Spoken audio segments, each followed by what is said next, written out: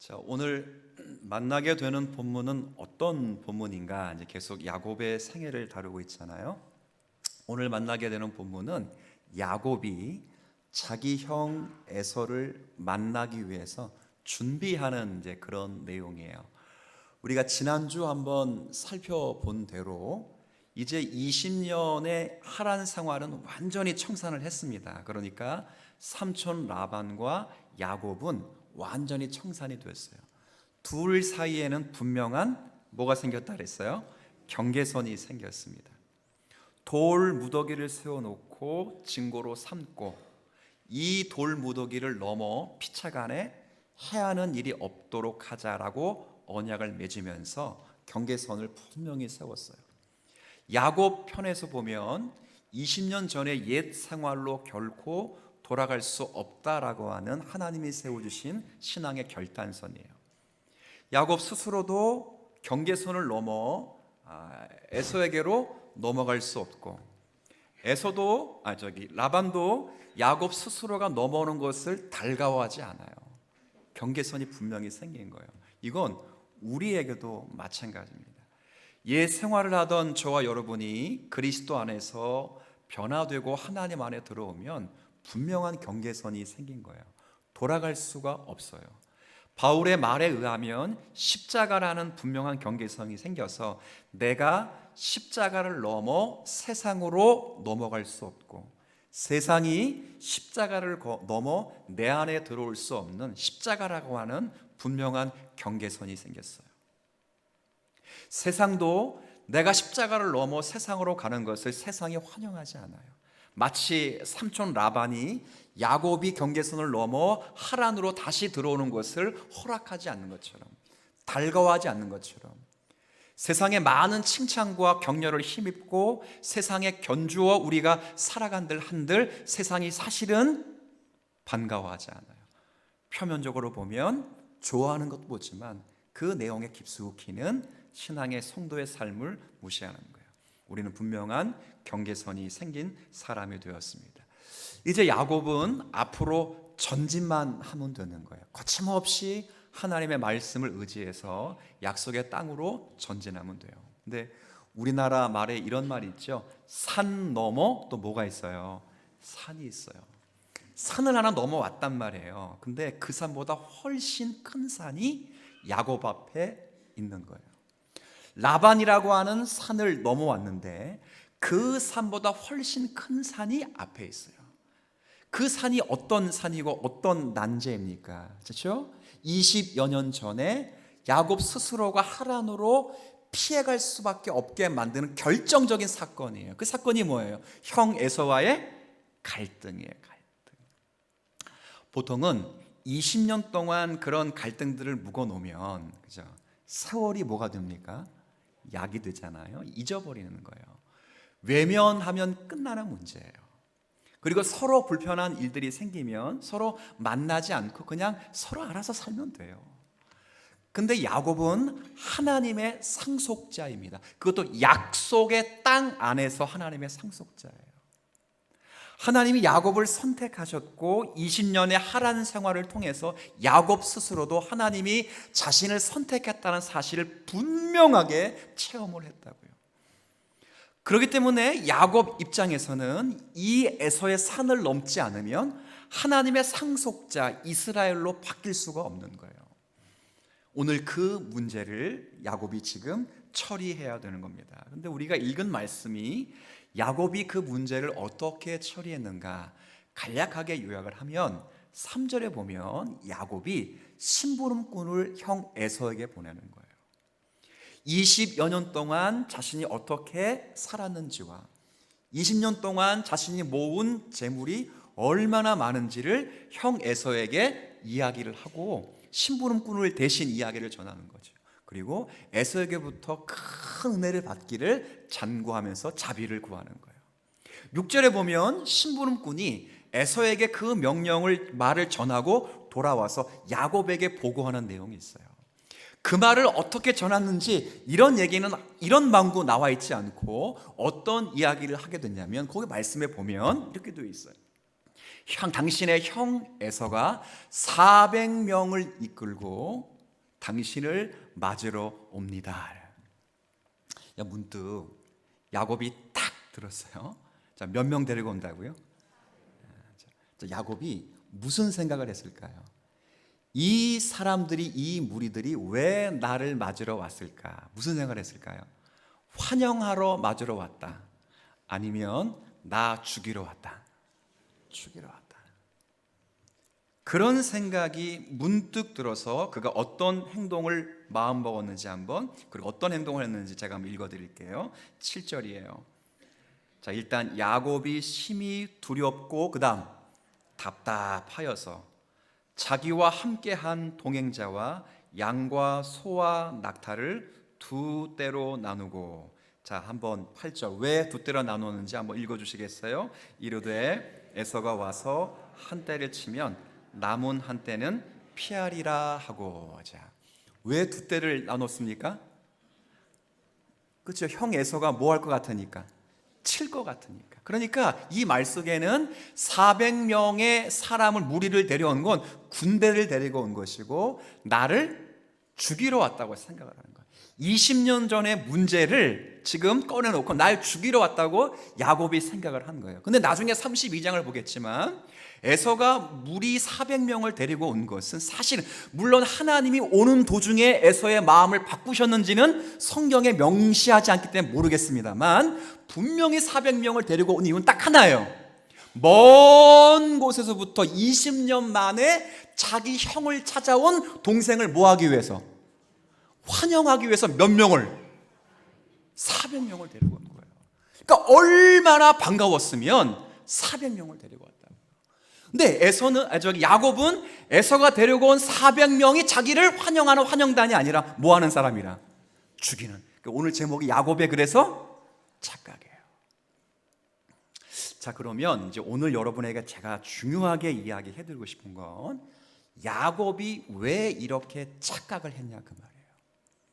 야곱이 왜 이런 행동을 했느냐, 왜 두려워했고 심히 답답했고 양떼를 나누어 그렇게 보내야만 했는가, 왜 20년 만에 형 에서와의 만남, 이런 만남을 이런 식으로 망가뜨려야만 되는가, 이 사실을 좀 여러분에게 말씀드리려고 해요. 그건 딱 한 가지 사실이에요. 그건 뭐냐? 해결하지 않고 묻어둔 야곱의 죄 때문이에요. 죄 때문에. 다른 것 때문이 아니에요. 20년 전에 범죄했던 그 죄를 하나님 앞에 청산받지 못하고 그 에서와의 갈등을 해결하지 않고 묻어두려고 했더니 그 죄로 인하여 그 죄가 심히도 자신을 어떻게 했다고요? 두렵게 하고 심히도 답답하게 만든 거예요. 제가 읽진 않았지만 1절, 2절에 보면 놀라운 말씀이 나옵니다. 제가 구두로 좀 그냥 스캔을 좀 해드릴게요.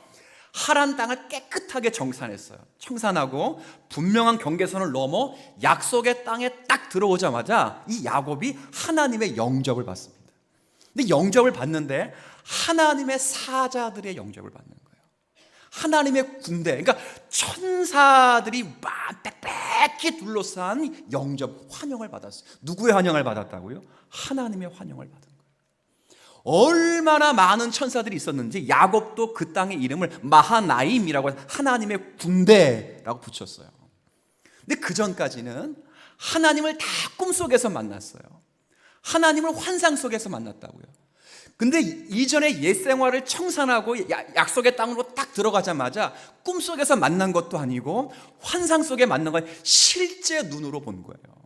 마치 엘리사의 종이었던 게하시가 엘리사가 기도함으로 눈을 열어줄 때 자신과 함께했던 불마와 불병과가 가득했다는 사실을 직접 뭘로 봤어요? 눈으로 본 것처럼.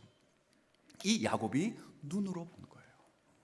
그렇다면 이 야곱도 20년 전에 묵어둔 그 숨겨둔 그 죄를 하나님 앞에 강력하게 회개하고 그 죄를 지어서 상처를 준 에서에게 찾아가서 화해하고 용서하면 하나님이 지켜주시는 거예요. 왜 군대를 보여주셨겠습니까? 지금까지 하나님이 너를 지켜주신 것처럼 그걸 꿈에서 환상으로 말씀하셨는데 이제 눈으로 보여주신 건 더 확실히 네가 약속의 땅에 들어가서 약속의 후사로 하나님이 너와 함께 하셔서 너를 통하여 반드시 하나님의 약속의 말씀을 이루어 주실 것이다 라고 확신을 시켜주는 거예요. 그러면 야곱이 그 힘을 힘입어서 간절히 하나님 앞에 20년 전의 죄의 문제를 꺼내놨다면 하나님이 용서하시고 하나님이 모든 문제를 해결해 주실 텐데 그것을 그냥 감추어두는 거예요. 그러니 그가 어떻게 됐다고? 심히 두렵고 답답한 거예요. 문제가 제대로 보이지 않는 거예요. 제가 이거 보면서 어떤 생각을 하냐면 사실 사람이 옛 사람이 새 사람으로 바뀐다는 건 쉬운 일이에요? 어려운 일이에요? 쉬운 일이 아니에요. 속 사람이 바뀐다는 건 이건 평생을 걸쳐서 다루어야 될 문제예요. 이전 것은 지나갔으니 보라 새 것이 되었다고 해서 끊임없이 새 마음만 있는 게 아니에요. 신분으로는 의인이지만 우리의 성화적 차원에서는 아직도 죄인된 모습을 가지고 있기 때문에 우리 옛 성품에서 나오는 그 자아에서 본유적 성향으로 뿜어져 나오는 죄의 성향을 끊임없이 태우지 않으면 우리는 하나님 앞에서 거룩한 삶을 살아갈 수 없어요. 야곱이 지금 하나님이 그 문제를 드러내길 원하시는 거예요. 그걸 묻어두지 말아라. 반드시 청산을 받아야 네가 이스라엘의 상속자가 되고 하나님의 언약 백성으로 하나님의 뜻을 이룰 수 있도록 하나님이 드러내 주시는 거예요. 이때 하나님이 원하시는 반응은 딱 한가요. 아까 하나님이 언약의 땅에 딱 들어오자 하나님 뭘 보여주셨다고요? 군대를 보여주셨어요. 자, 물어봅시다. 하나님의 군대가 세요? 에서의 400명의 군대가 세요? 훨씬 센 거예요. 근데 죄 때문에 이게 훨씬 커 보이는 거예요. 지금 이해되시겠어요? 이때 야곱에게 성경이 원하는 건 다른 것이 아니라 하나님의 약속의 말씀을 의지하고 하나님을 믿음으로 나아가면 하나님이 모든 것을 책임져 주신다는 거예요. 야고보서 5장 15절 말씀 있죠. 믿음의 기도는 병든 자를 구원하리니 주께서 친히 일으켜 주시리라. 그 말씀 같은 구절에 무슨 말씀이 있어요? 무슨 말씀이 있어요? 또 그가 죄를 범했을지라도 하나님이 그 죄를 사하여 주시리로다. 의인의 간구는 역사하는 힘이 많도다 했다고요. 하나님의 능력의 약속의 말씀을 믿고 그가 죄를 강력하게 하나님 앞에 넣어놓으면 하나님은 에서와 야곱의 마음을 눈 녹듯 녹아 하나님의 거룩한 사람으로 만들어줄 수 있어요. 근데 문제는 그 죄의 문제 때문에 하나님의 군대보다 400명의 군대를 훨씬 모성한 거예요. 여러분, 하나님께 우리의 신앙이라고 하는 건 뭐냐? 하나님의 실제를 체험하는 거예요. 하나님을 본다라고 하는 건 하나님의 말씀을 읽고 묵상해서 그 살아계신 하나님을 실제 가운데 느끼는 거예요. 근데 이때 필요한 건 하나님과 약속의 말씀을 의지하면 말씀 앞으로 쫙 나가는 거예요. 우리 불교에도 이제 일부 예배 때 그런 얘기 했지만 불교에서도 뛰어봤자 어디 손바닥 아니라 그래요. 그렇죠? 그 손바닥 안에 다 있다고 그러는 거예요. 인간도 하나님의 백성들도요, 사실은 전부 하나님의 어디에 있어요? 섭리에, 여기 부처님 뭐 손바닥이라 그러지만 우리는 하나님의 섭리에 손길 안에 있는 거예요. 빗나갈 것이 없어요. 솔직히 말씀드리면 택자들의 모든 일들은 하나님의 신적 작정과 예정하신 대로 오차 없이 정확하게 이루어지는 거예요. 우리에게 어두운 일이 있고 우리에게 기쁜 일이 있어도 이 어두운 일로 인하여 우리의 영혼을 깨우쳐 주시고, 그래서 말씀을 다시 한번 생각나게 하고 말씀을 붙잡게 하고 하나님을 의지하게 하고, 기쁜 일이 있으면 더욱 겸손하여 하나님의 뜻을 간구할 수 있도록 하나님이 양옆을 사용해서 우리를 이끌어 가시는 거예요. 다 하나님의 어디에 있다고? 신적 섭리에 손길 안에 있는 거예요. 그때 우리가 필요한 건 하나님을 간절히 의지하는 거예요. 주님 내 앞에 400명의 에서의 군대가 있습니다. 그러나 하나님 약속의 말씀을 의지하면 하나님에게는 천군 천사와 같은 군대와 같은 하나님의 역사가 있습니다. 그 의지에 나가는 거예요. 우리 아카데미 목사님 한 분 이야기할게요. 저 개혁교회 아카데미에 30명의 정회원이 계시는데 이 목사님 가운데 한 분이 남양주의 개혁교회를 한 10수년 전에 개척해서 저랑 비슷한, 저는 이 교회 부임했고 그분은 개척했어요. 나보다 조금 나이가 많으신 분인데 개혁주의 신론, 개혁주의 교회론을 딱 표방하고 교회를 딱 개척했는데 지금 150명이 넘게 우리 어른들이 와요. 놀라지도 않으시는데 이게 굉장히 요즘 교회 개척이 안 돼요. 근데 개혁교회를 두고 쫙 말씀을 쫙 잘 가르치니까 많은 개혁교회를 표방하는 사람들이 함께 오는 거예요. 근데 놀라운 건 남양주에 목회를 했는데 남양주의 그 땅에 토지보상인가 뭐 들어가서 주인이 그 건물을 비우라고. 아니 그래가지고 이분이 청천벽력이잖아. 그래서 어디로 전전긍긍해가지고 어디 가냐면 의정부로 갔어요. 의정부. 제가 남양주에서 의정부 거리를 제가 얼추 가까워야 멀어요. 근데 놀라운 건 단 한 명도 이탈 없이 개혁파 교회에 무서운 게 이거예요. 말씀 관계로 묶여 있어요. 교제 관계로 묶여 있는 게 아니라 말씀 관계로 묶여 있기 때문에 말씀이 어디서 전해도 거기까지 가는 거예요. 그래서 150명의 성도들과 함께 예배하는 장소를 찾는데 그 목사님이 문중 건물인가 봐요. 문중이 관리하는 건물이에요. 큰 빌딩인데 2층을 임대했어요. 근데 저는 그때 알았는데 문중 건물은 한 사람이 관리하는 게 아닌가 봐요. 몇 사람이 관리하나 봐요. 놀라운 건 그날 그 목사님이 계약을 하는 날에 어떤 문중도 어느 교회랑 계약을 한 거예요. 동시에 둘이 교회가 딱 계약을 했잖아요. 근데 이 목사님은 월요일부터 토요일까지는 직업이 의사고 주일만 뭐 하는 분? 목사예요. 그죠? 근데 놀라운 건 그 교회의 성도가 가운데 40명 정도가 모이는데 대학 교수가 15명이 모인대. 그러니까 제가 볼 때는 부부까지 포함하고 애들까지 포함하면 전부 그 가족이에요. 또 어떻게? 문중 사람들이 이거 안 되겠다 싶어서 양 목사님을 다 불러놓고 협의를 하는 거야. 한 사람이 양보하라고. 이게 협의할 문제예요? 그 개혁교회 목사님이, 우리 목사님이 그래가지고 그 문중분들을 엄정히 꾸짖고 그 의사 목사님이 그 단호한 모습을 보니까 그 당신은 어디서 목회를 하는 어느 목사님이 무슨 신학을, 그래서 교회론을 쫙 설명했대요. 근데 의사 목사님이 뭐라는 줄 알아요? 내가 양보하겠습니다. 이 사람은 진짜 목사입니다. 그리고 그 목사님이 2층 빌리는데 그 실내 인테리어를 의사 목사님이 개인 돈으로 다 해줬다는 거예요. 하나님을 믿고 의지하는 문제가 이런 문제예요. 여러분, 죄의 문제도 마찬가지입니다. 여러분이 가지고 있는 죄의 문제를 하나님 앞에 꺼내서 하나님께서 반드시 해결해 주실 것이라고 믿음으로 간구하면 하나님은 살아계셔서 능히 죄도 사하시는 은혜를 주시는 거예요. 야곱은 여기에 실패하는 거예요. 하나님의 큰 군대를 보고도 400명의 군대 앞에 쫄은 건 간단해요. 그게 뭐 실력이 없거나 능력이 없거나 택도 없어. 군대를 봤다니까요. 근데 그 군대를 말끔히 지워지는 거야. 그 다음 사건에 말끔히 지워버린 건 그가 묻어놓은 마음속에 심히 묻어놓은 뭐 때문에 그렇다고요? 죄 때문에. 하나님 그걸 해결하길 원하시는 거예요. 그래야 야곱이 이스라엘이 되고 하나님의 언약의 상속자가 되는 거예요. 제가 여러분의 간곡히 말씀드리는 건 신앙은요, 우리의 겉사람 바꾸는 한 거예요. 야곱은 겉사람 다 바뀌었어요. 다 바뀌었다고. 돌아갈 수도 없다. 경계선이 돌아갈 수가 없어요. 근데 주님 말씀하시는 거예요. 앞으로 전진하게 계속 성도에게 요청하는 거, 바로 겉사람뿐 아니라 뭘 바꾸는 거예요? 속사람 바꾸는 거예요. 내면의 세계를 바꾸는 거예요. 신앙이 뭡니까? 여러분, 예수 믿는 목에 뭐예요? 다른 거 아니에요. 속사람 바꾸는 거예요. 속사람. 제가 오늘 말씀드리지만 속사람이 바뀌지 않아도 겉사람은 외형적인 수단을 통해 바꿀 수 있다 없다?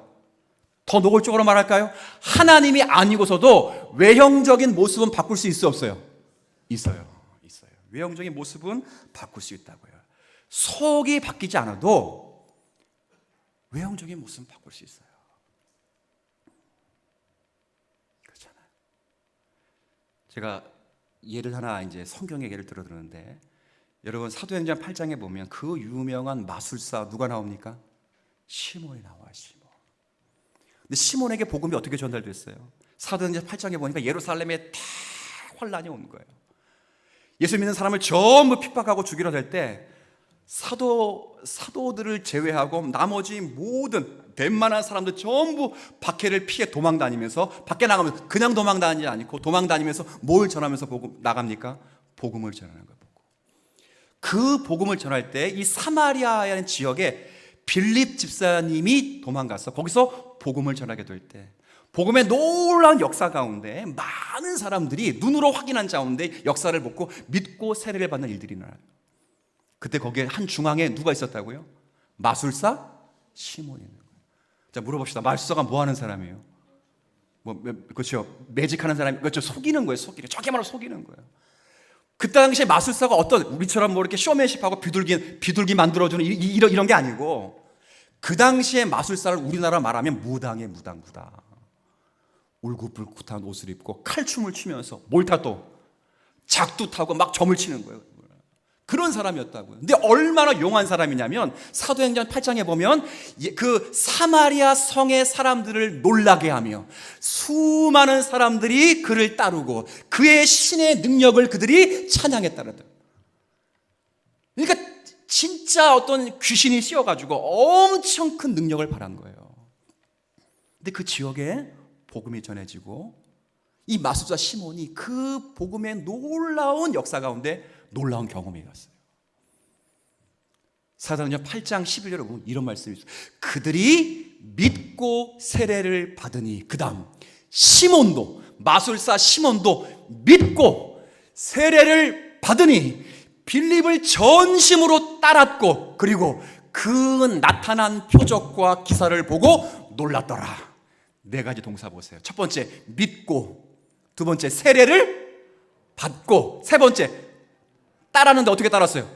전심으로 따랐고, 마지막에 하나님이 행하신 놀라운 표적과 기사를 보고 하나님을 찬양했더라. 자, 묻습니다. 마술사 시몬이 변했어요, 안 변했어요? 변했어요. 자, 물어봅시다.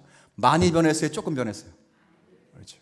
이력서에다가 옛날에는 이름 시몬, 직업 잡기, 추추럽, 주특기, 살풀이 이렇게 썼다고요. 근데 이제 바뀌었어요. 이름 시몬, 직업 복음 전도자 바뀐 거예요.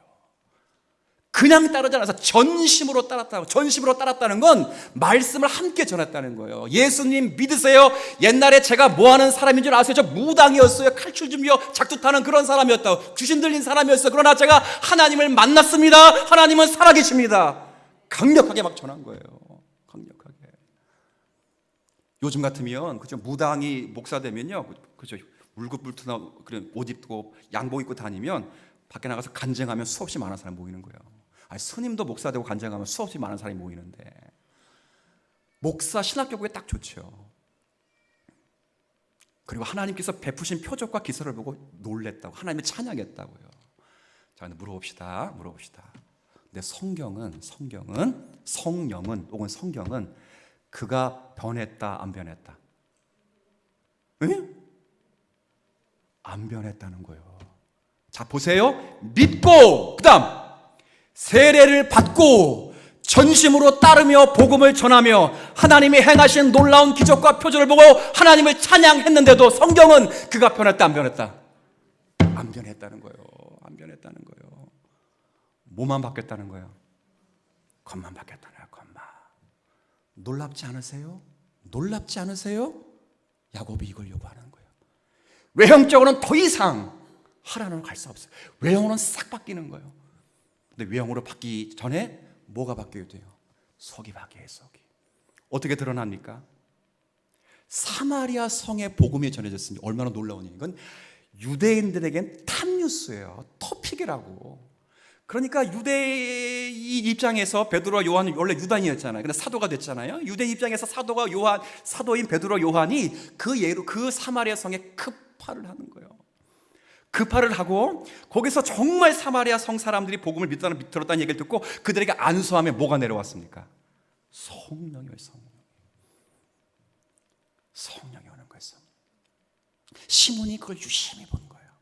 야, 지금까지 복음을 전하면서 표적과 기사를 통해 그도 모종의 경험을 했는데 성령이 내려오니까 기가 막힌 거예요. 성령이 내려오니까 귀신 들린 자가 쫓겨나고, 성령이 내려오니까 앉은 뱅에 일어나고, 성령이 내려오니까 마음이 우울한 사람이 기쁨을 얻고, 성령이 임재하시니까 그 병든 마음이 치유되고, 열심을 내지 못하는 사람이 열심을 내고, 눈먼 자가 눈을 뜨고 병든 자가 고침을 받는 거예요. 그때 시몬의 마음에 변화가 생긴 거예요. 이야, 나도 저런 성령이 임해서 내가 기도하면 성령이 내려오는 은혜가 있으면 좋겠다. 여기까지는 괜찮아. 그 다음 결정적으로 속이 안 받겠다는 결정적인 거. 그 다음, 야, 돈 되겠다.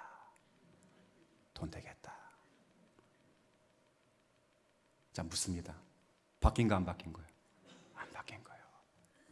다시 말해요. 믿고, 그 다음 세례를 받으니, 빌립을 따라다니는데 어떻게 따라다녔어요? 대충 전심으로, 그리고 표적과 기사를 통해 하나님 앞에 찬양까지 했다고요. 바뀌었다 안 바뀌었다? 안 바뀌었다.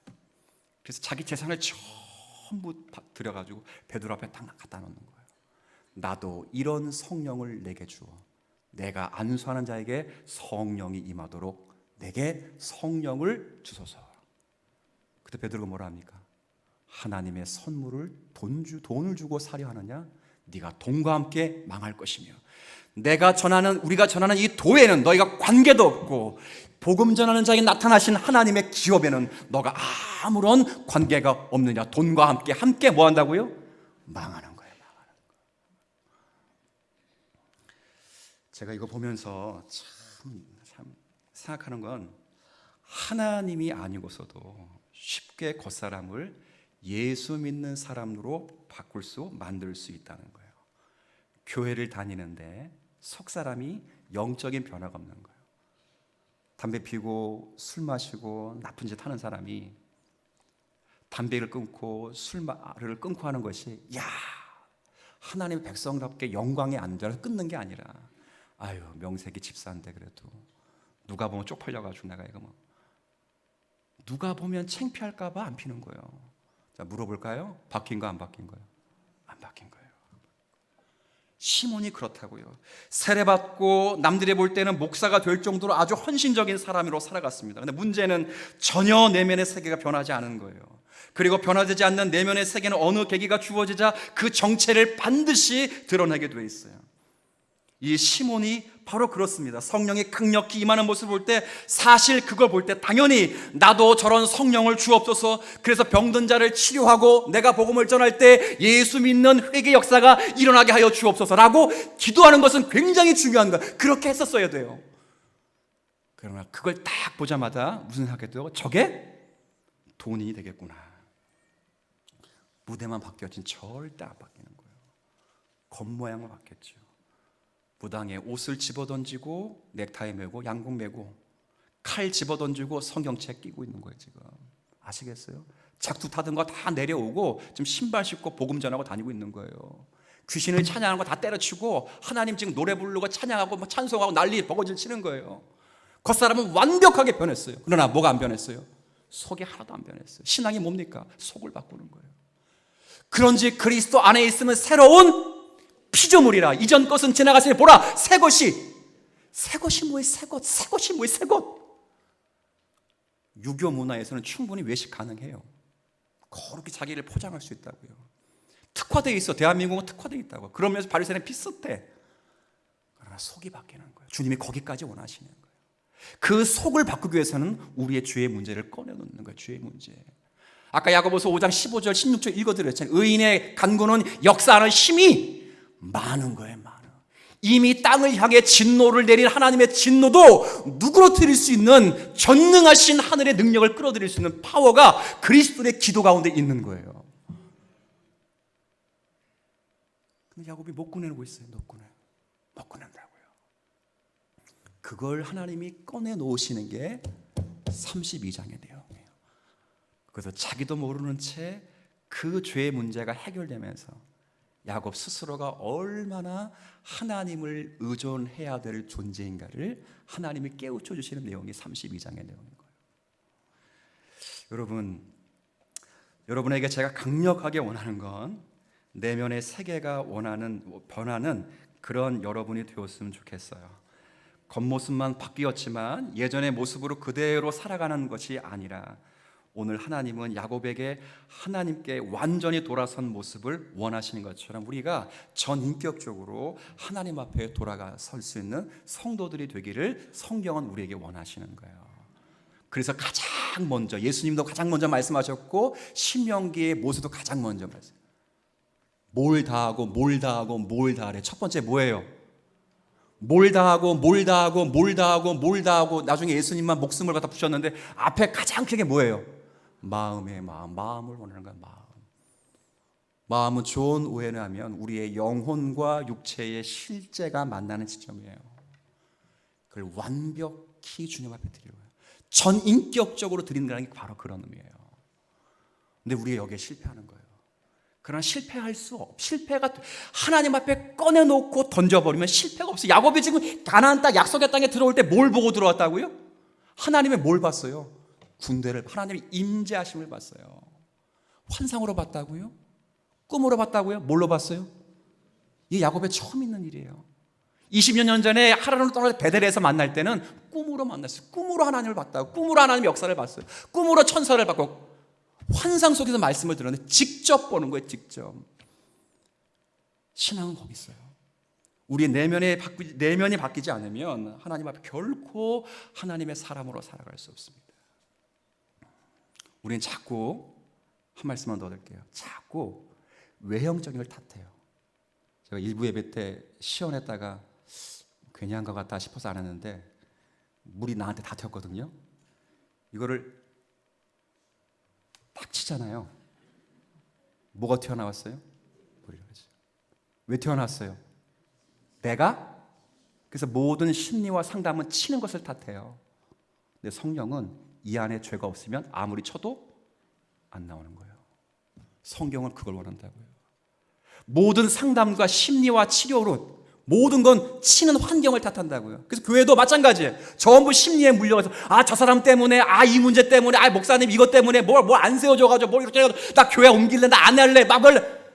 그게 아니고 그 사람이 뭐가 안 바뀌었기 때문에 속 사람이 안 바뀌었기 때문이에요. 주님이 그 문제를 꺼내놓게 원하시는 거예요. 외형이 어떤 환경에 주어져도 너를 사탄이 어떻게 까부르고 널 유혹하고 널 칠지라도 그 속이 변한 사람 결코 흔들리지 않는다. 걱정하지 마라. 하나님이 너와 함께 하신다. 한 사람 한 천사가 하나님의 군대로 함께 하신다는 거예요. 이걸 믿는 게 신앙이에요. 아시겠어요? 한 주간 여러분의 삶을 곰곰이 생각해 보세요. 무엇 때문에 흔들립니까? 전부 환경이라고. 전부 환경이라고. 그리고 가끔 신앙 있는 척을 하며 살아가는데 목사이고 여러분일 수 있어요. 외식이에요. 외식. 화 있을진저. 이 화 있다는 것은 반대말은 복 있다는 거거든요. 그럼 복 있다는 말과 화 있다는 말은 뭔가? 그냥 살아가면서 복 받는다, 살아가면서 진노받는 이게 아니에요. 화 있을진저 복 있을진저라고 말하는 그 주님의 의도는 하나님의 주권적인 의지를 가지고 반드시 그에게 화가 있다면 화가 임하도록 하나님이 만드실 것이며, 복이 있을지어다 말할 때는 반드시 하나님의 주권 의지를 가지고 그 생애에 복이 찾아오도록 의지로 역사하시겠다는 거예요. 그렇게 말씀하신 거예요. 근데 살아가다가 화를 당하거나 살아가다가 복을 받거나 그런 정도의 문제가 아니라 하나님 강권적으로 역사하시는 거예요. 무엇 때문에? 우리의 무슨 사람 때문에? 속 사람 때문에. 저 여러분 이 말씀 앞에 처음 목사님 저 장로인데요, 전 목사인데요, 너 권사인데요, 내가 교회에서 얼마나 헌신했는데, 다 필요 없어요. 여러분의 마음이 지금 얼마나 하나님을 의지하고 하나님 말씀 붙잡고 하나님 앞에 살아가기를 몸쓰는가를 힘들게 생각해 보세요. 그것 점검하시고 하나님의 살아계심을 믿는다면, 의인의 간구는 역사는 힘이 크다는 사실을 믿는다면 그 죄도 하나님께 내어놓으면 하나님은 말끔히 청산하시고 하나님 앞에 세워가는 은혜를 주실 거예요. 우리는 힘이 없어요. 나를 의지하면 아무것도 나올 수 없어요. 그러나 주님, 나는 부족합니다. 나는 죄인입니다. 비록 하나님 말씀 앞에 거듭난 사람일지라 하더라도 여전히 저는 성화와 관계다 죄인에 불과합니다. 주님 힘을 주십시오. 보혈의 피를 의지합니다. 주님께 나아갑니다. 담대히 나아갑니다. 그러면 주님이 역사해 주시고 주님께서 우리에게 새 힘을 주셔서 거듭난 성도의 삶을 살아가도록 한 주간도 역사해 주실 것이에요. 하나님은 여러분에게 군대가 되시고 하나님 여러분에게 아버지와 상급과 방패가 되어 주실 것입니다.